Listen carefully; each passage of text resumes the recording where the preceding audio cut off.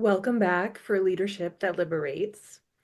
I'm really excited about today's episode because it's really a storytelling episode, and I think narratives can really help us connect to this content in a very personal way, in a way that is easier, maybe in a sense, to apply to our own lived experience. I want to tell you about a shadow work process that I took myself through about a year and a half ago.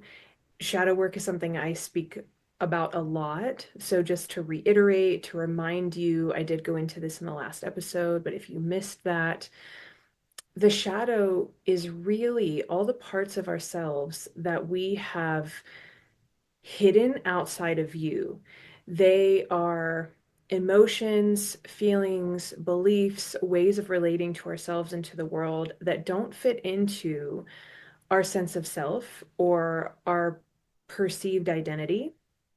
And so they become part of the shadow, which then operates within us and through us unconsciously.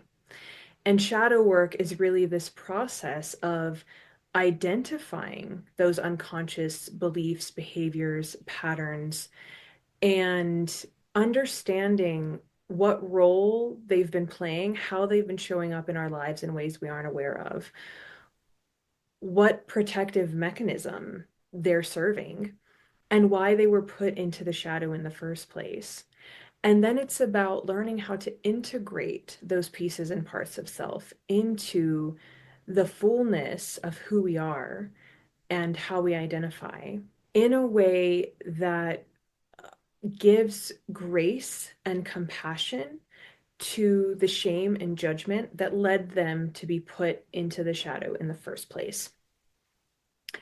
And so I feel that this is a very valuable example of shadow work and how the shadow shows up in different parts of our lived experience, because this story touches on so many different layers and elements of our lived experience.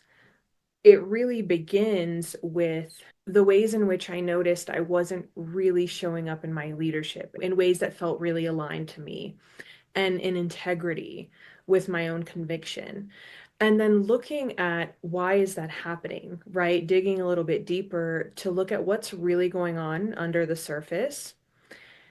And through that process, I discovered parts of self I had judgment around and parts of self I had shame around, but not only parts of self that related to my own personal individual lived experience, but also in ways that connected to societal expectations, to cultural pressures, to aspects of my family, my ancestry, collective trauma, all of these different layers that came through in examining what was happening on the surface and really being able to identify parts of myself and the ways that I had been relating to the world in ways I hadn't been aware of, but were also driving the way I was doing things or not doing things. I think you'll find this example really valuable in terms of understanding this leadership framework I have created in a very practical, tangible way, but also understanding how it may relate to aspects of your own lived experience and your own identity and the ways in which you relate to the world. What really brought all of this to the surface was this unfolding of this very visible and accessible view into the conflict between Israel and Palestine. And it's not something that I want to go to in this episode because it is very layered and complex, and there are lots of different parts to unpack. But it is what brought all of this to the surface for me. What I noticed was that I was really not showing up on social media in ways that I had in the past, and speaking about what felt true in my heart around what was happening. And I wasn't bringing attention or awareness to some of the complexities and layers that I know to be part of this conflict, because it is something that I studied years and years ago as a graduate student with a specialization in war and conflict. And I had to look at, why is that happening? Why am I censoring myself? Why am I not showing up? Why am I not speaking about these things? It wasn't that I wasn't open to doing it, because I did actually end up, I think it was November or maybe early December of 2023, that I recorded an hour-long thing like I'm doing here, and I shared it. I put it on YouTube, I put it on my social media. It wasn't that I wasn't open to sharing my perspective, but it was that I had so much resistance to doing it on social media specifically. And so I had to examine that, because in many ways, what I was processing at that time is that for me to not show up felt like a suppression of myself.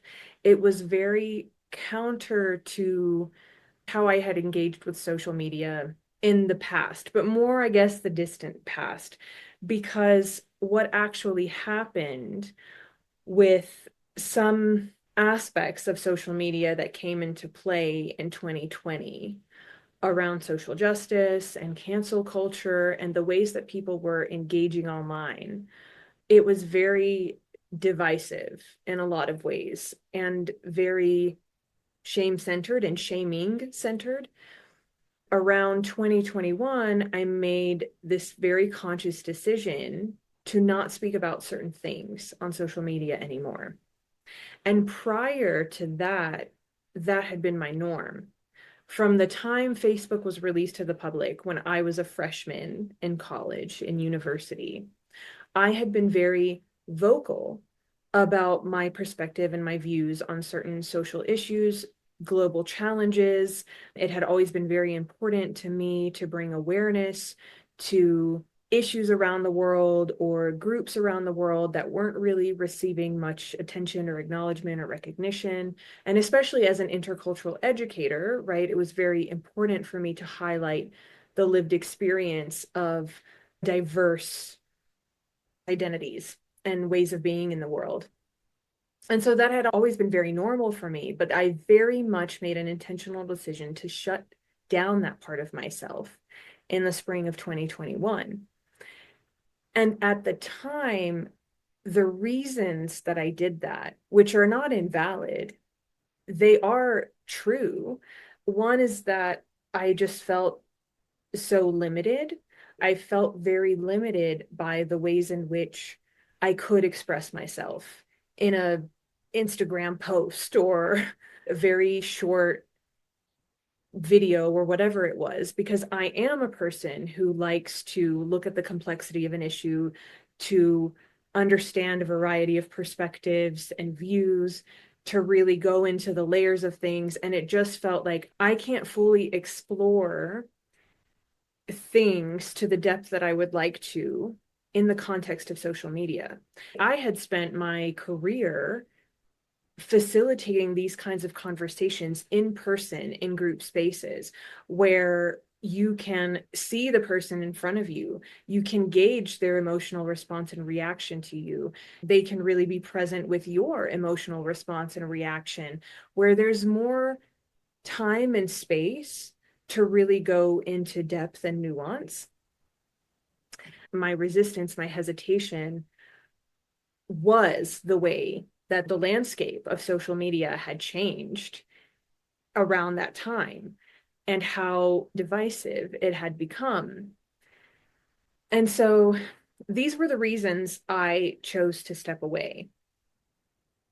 But what I had to also confront in that process of looking at those reasons was that the main reason, which I don't think I had consciously acknowledged at that time, was that I myself was engaging in the divisiveness, and not in very outright ways. I think it was very subtle, but there was definitely a judgment I had toward people who were not sharing certain things online, or who were not speaking about the same things that I would speak about, or that I found to be important or valuable or worthy of amplification.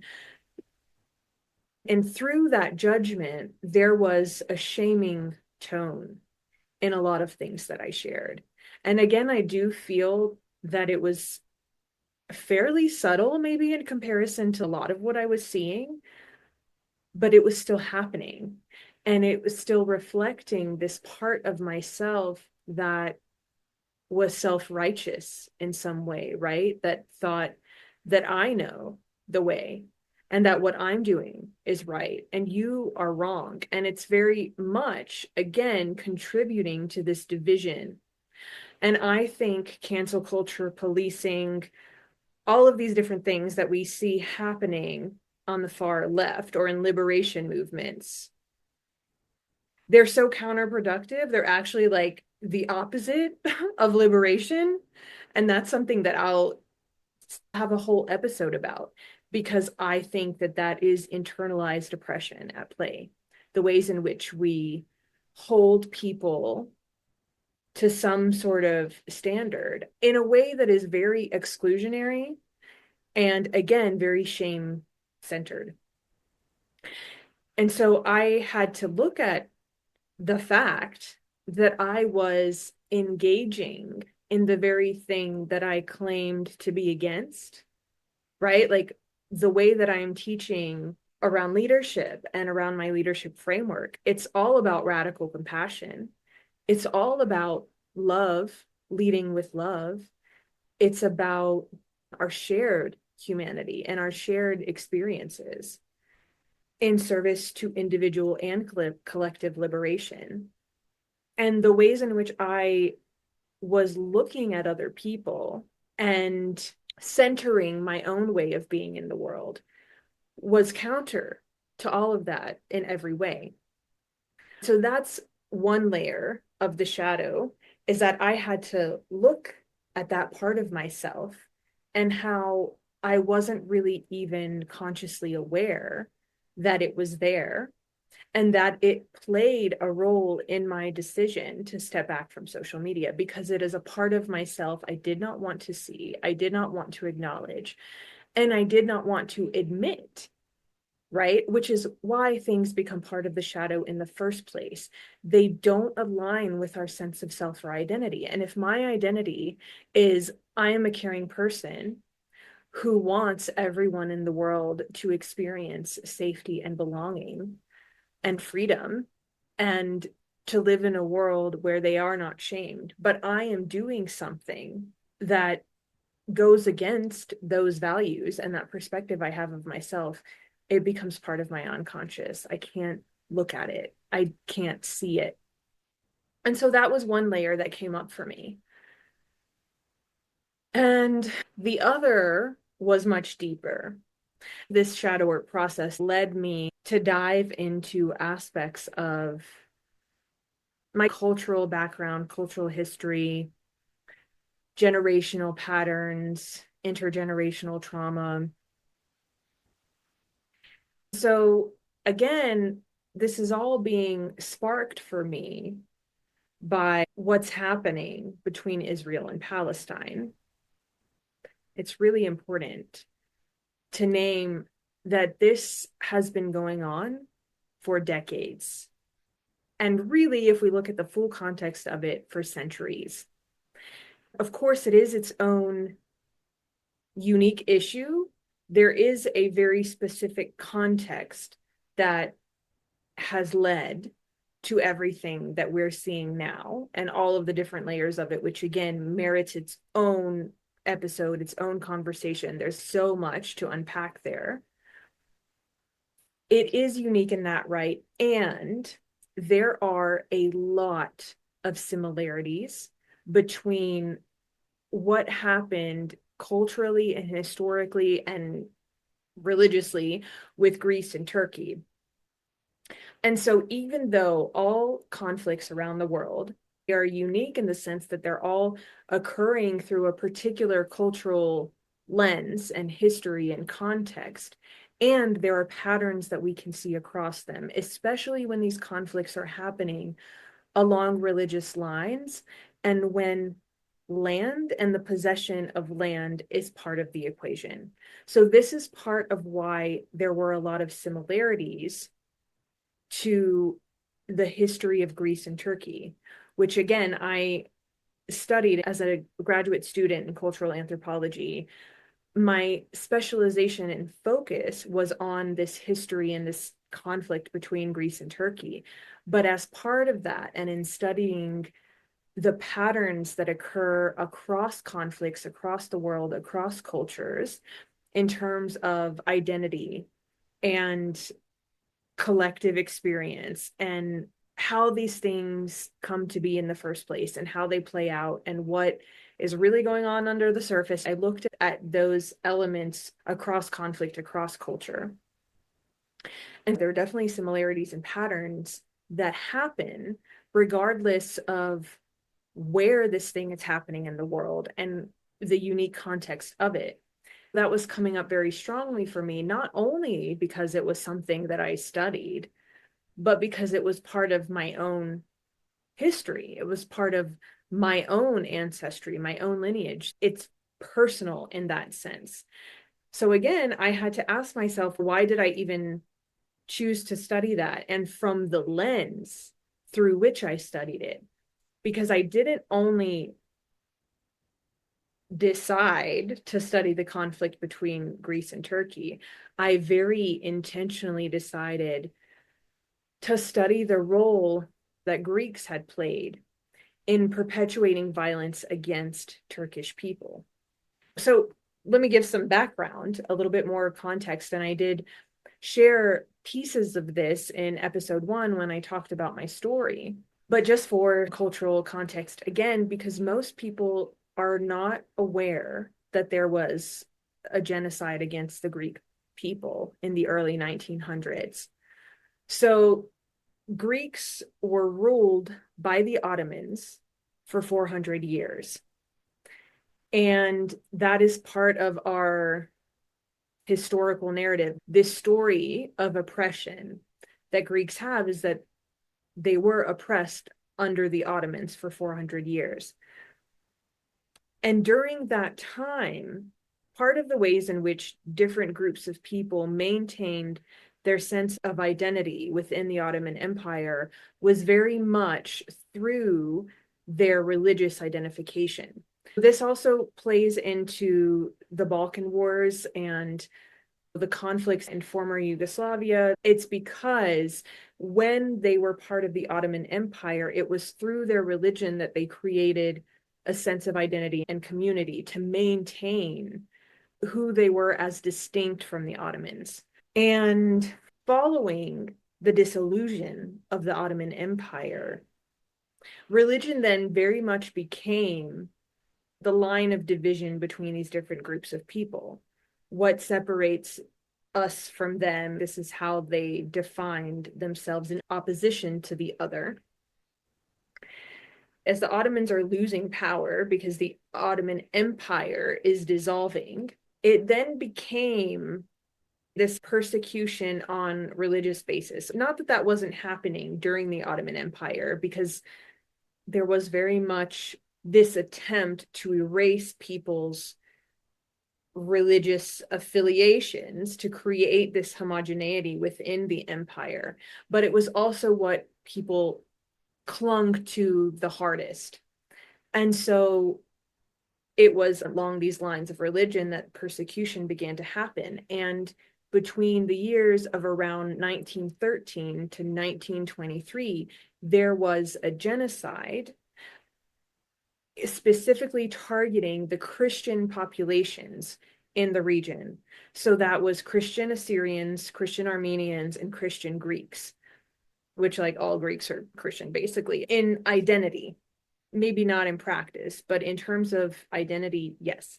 So there was this genocide that lasted 10 years where people were being persecuted, exterminated, displaced.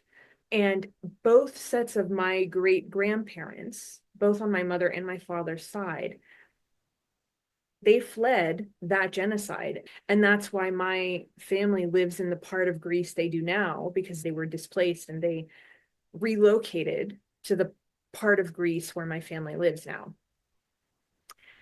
And even in 1923, with the Treaty of Lausanne, there was this agreement made where there would be a population exchange, which has been referred to as ethnic cleansing by another name, where essentially it was decided that all Muslim Turks residing in what is now Greece would be sent to Turkey, and all Christian Greeks in what is now Turkey would be sent to Greece. So there was literally this population exchange that happened for the purpose of cultural and religious homogeneity, which again just perpetuated this us versus them, because now we're separated along landlines as well. And that feeds into the division and the conflict. And both sides have rewritten history to paint themselves as the victim. Both sides have done that, and both sides teach this altered history in schools so that people are indoctrinated into this division. This is another pattern that is common across conflicts around the world. Both sides will teach an altered version of history that paints them as the victim and the other side as the oppressor. And so, because I had grown up with this narrative of like, we are the victims of this oppression, of this historical trauma, which is very much a part of our culture in so many ways, our music, our dances, it's very ingrained in the ways that we relate to the world. And I was really interested in understanding the role that Greeks played in causing violence and harm.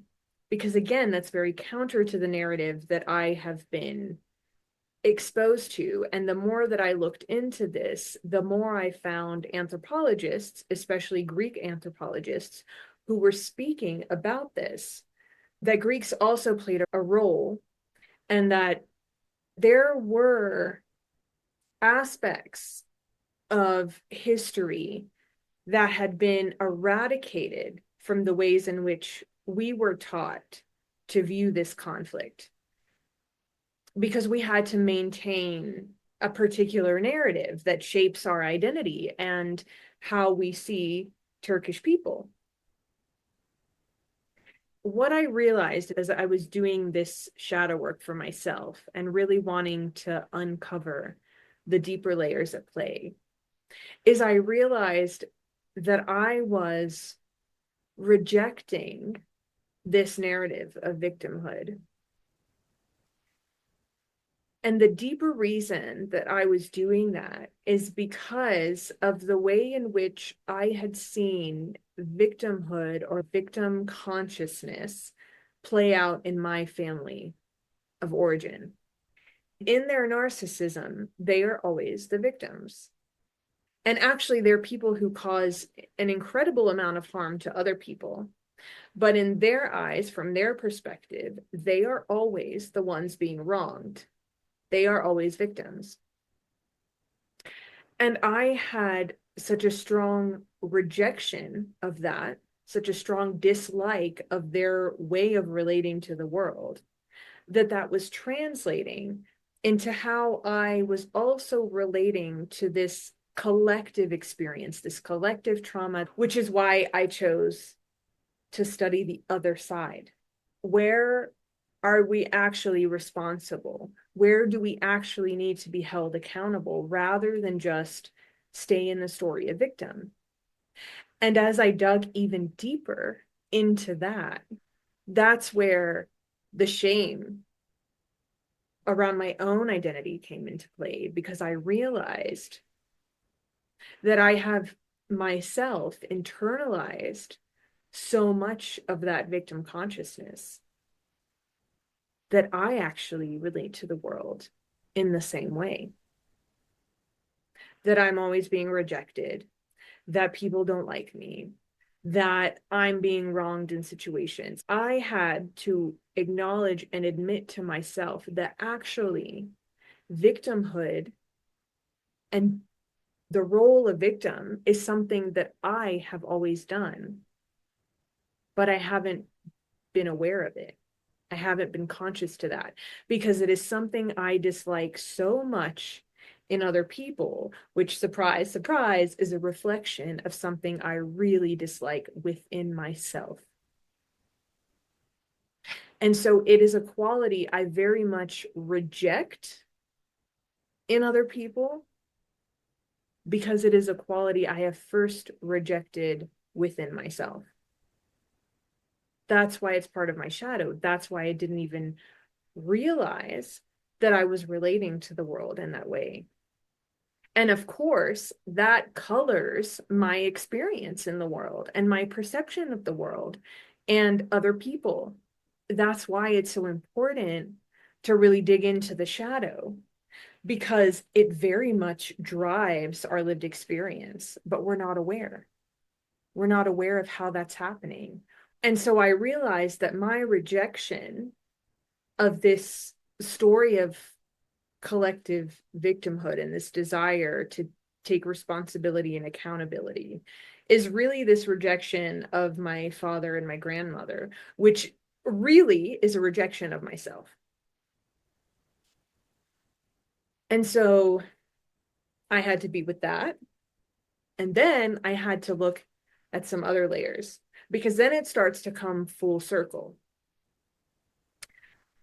So the other piece around this rejection of victimhood and this desire to take radical responsibility and accountability, then I also realized was part of racial identity for me as a white passing individual. And I say that with hesitation because my relationship to my own racial identity is also complex. So coming from Greek culture, which when we look at any kind of index of cultural markers, culturally, Greeks are part of the global majority, culturally. And this is another interesting sort of complexity historically and politically because Greece is part of Western Europe. But actually, the reason that Greece was brought into Europe was so that Europeans could claim Greek history as European history. The history of being these innovators of democracy, theater, drama, philosophy, all of these things that you actually learn about Greece in history. The desire was for that to be part of European history. So even though culturally, Greece is actually just like Turkey, what separates Greece and Turkey is language and religion. But culturally, they're almost exactly the same. This is part of what I studied in studying the identity of Greekness, is this inner division between being part of historically and culturally kind of one, let's say, quote unquote, group of people, but actually being forced into taking on this identity of being modern. So there was actually what was called the modernization project of Greekness, so that there is this inner split with Greek identity. You're classified as European, but culturally you're not really that. Culturally, I have always identified in terms of values and worldviews and ways of relating to the world, I've always identified with the global majority culturally. And I have friends of the global majority who have said to me that they do not consider me to be white because I am Greek. And that's not across the board, right? People are not a monolith. There are very much friends of mine, Black, brown friends of mine, who do perceive me as white, but there are also many who do not. It's been a very weird thing for me personally, because I have personally always identified myself as white. And that's because of how I look. And I move through the world in a very particular way because of how I look.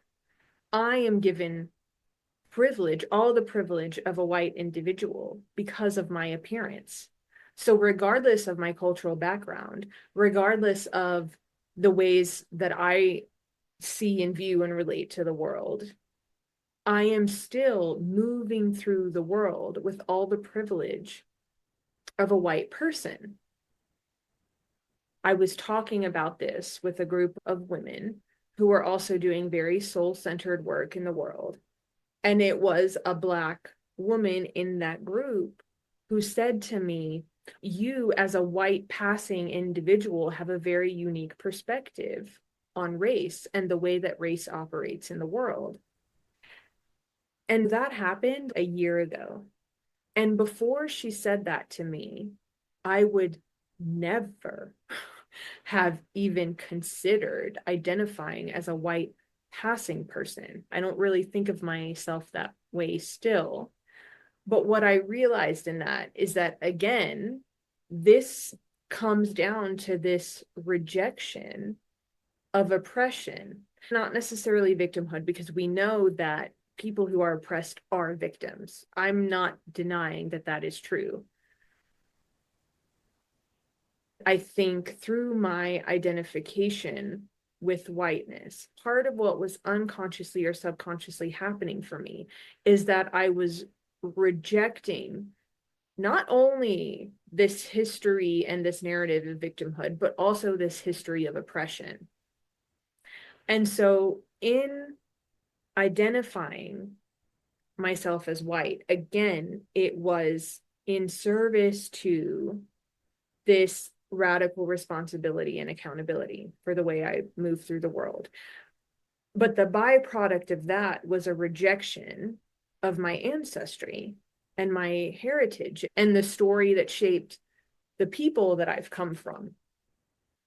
What happened for me as somebody who was identifying so strongly with my whiteness as a rejection of oppression and historical trauma was that when this landscape of social media became so divisive and so cancel culture focused in 2020, what happened for me unconsciously is that I then began to tell myself, but again, without even realizing that I was doing that, was that it wasn't my place to say what liberation looks like as a white person. This is reflective of an internalization of shame and guilt for whiteness and for the privilege with which I move through the world.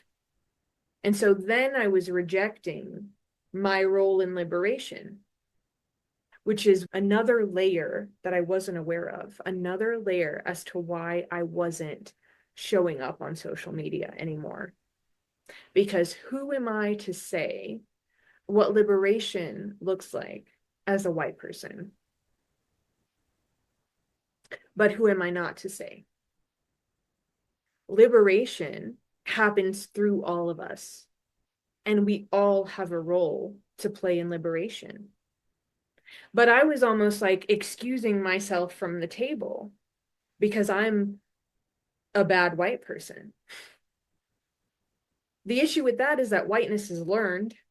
Whiteness is not set in stone, it is a construct. Whiteness is learned, and whiteness can be unlearned. And I will also have a whole episode breaking down this whiteness, internalized whiteness, how that happens across the board, regardless of identity. I will go into so much more depth with all of that as well in an episode. But essentially, I was deciding that I wasn't allowed to be part of liberation. And it wasn't my place to say what liberation should look like or how it should happen. And that's simply not true. Because again, we all have a role to play in liberation. And if you remember what I shared last time, we literally come onto this earth to learn liberation. That means that that is a process that all of us have to go through and have to be a stand for in whatever way that looks like for each one of us. And that's where that judgment that I had comes into play, because what is not my role, what is not my role is to tell you how you should participate in liberation. That's not my role, because we all have our own unique part to play. And even people who would never call what they're doing liberation work are acting in service of liberation. And it's not my job to tell them what language they should use or how they should talk about what they're doing. That's not my role. That's not my responsibility. But liberation is part of my role and responsibility, because it has to happen through all of us and for all of us. So liberation is not just for the oppressed, it is also for the oppressor. Liberation is not just for the victim, it is also for the perpetrator.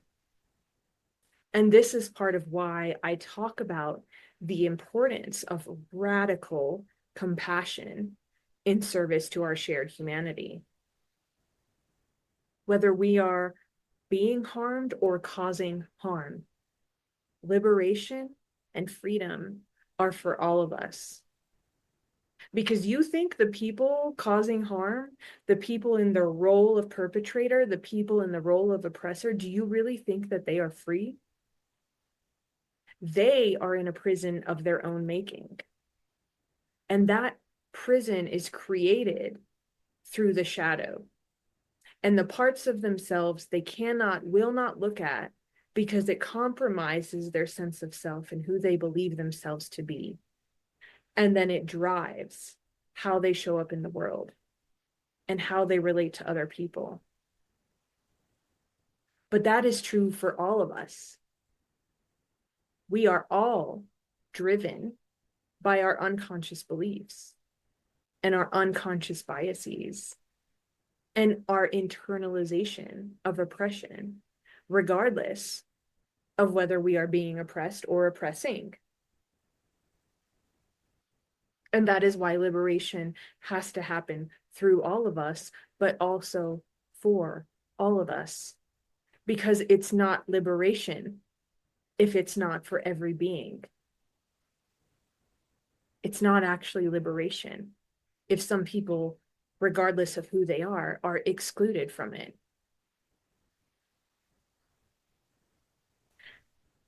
And so that's the story. This is an example of all of these different layers, right? It's very personal to me and my own sense of self and identity, but it also relates to my family, the patterns within my immediate family, which are also connected to the collective experience of my cultural community, which are also then interconnected with global patterns of conflict and oppression, regardless of the cultural context within which they occur. So you can see that this example is touching on all of these different layers and aspects that I spoke about in the previous episode around my leadership framework, and why I think it's important that we approach leadership from this very bottom up way, where we start by really looking at the roots of our being and what has shaped us as individuals, and how those lived experiences become part of our shadow or our unconscious or subconscious way of moving through the world, and how that can then perpetuate this collective experience. So I really hope that this has been useful to you in understanding what this can look like and how it really is impacting all of us on a personal, individual level, but also on a collective level of experience. My rejection of victimhood and oppression, and my rejection of my cultural trauma, of this history of trauma, in favor of wanting to take radical responsibility and accountability for the way I show up in the world, actually led to me not showing up in the world in the way that I would want to. So it's impacting my leadership and how I show up as a leader in the world. But it's also impacting my life and the ways in which I am, without being aware of it, moving through the world as a victim, which actually is so counter to experiencing freedom and liberation. And again, that doesn't mean that people aren't victims, but to relate to the world in that way, especially on an unconscious level, will shape and color the experiences you have in the world. And unconsciously, we will be drawn to situations that reinforce our victimhood. We will actually unconsciously enter into patterns, relationships, situations that reinforce the unconscious story we have about ourselves on a more micro scale, right? That doesn't eliminate the role of systems of oppression, because they do exist.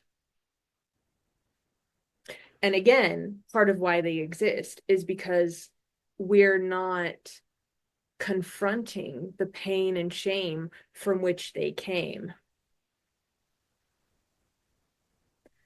I really hope that you found this insightful and useful. And I'd love to hear from you if this sparked any insights or realizations or reflections from you. And stay tuned for the next episode. And I look forward to sharing more with you then.